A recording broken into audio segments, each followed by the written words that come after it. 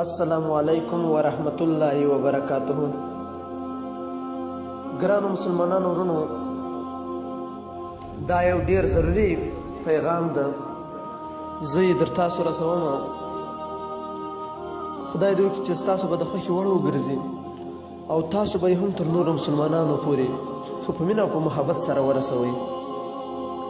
د نبي علیه السلام د یو څو سوالو جوابونه. شیطان وویل څوک چې د اذان په اورېدلو لمونځ ته نه ځي هغه زما پلار دی، او له خپله ضرورت نه زیات چې کوم انسان زیات اسراف یعنی مصرف کوي هغه زما ورور دی. څوک چې د امام څخه مخکې رکوع او سجده کوي زما زوی دی. د میلمه په راتګ چې کومه ښځه غوسه کیږي هغه زما مور ده.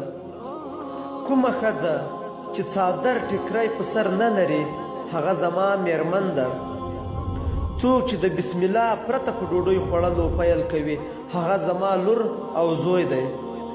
او څوک چې زما دغه رازونه بل ته رسوي زما دښمن دی. او څوک چې ګوري او بل ته یې نه رسوي هغه زما دوست دی. نو ګرانو مسلمانانو ورونو، له تاسو ټولو دا هیله کوم چې دا میسج یا دا ویډیو تر نورو مسلمانانو هم ورسوئ. الله به یې اجرونه درکړي. او ماشه خالد وطن یار په خپلو نیکو دعاګانو کې یاد ساتئ. الله مو تل آباد او خوشحال لره. والسلام.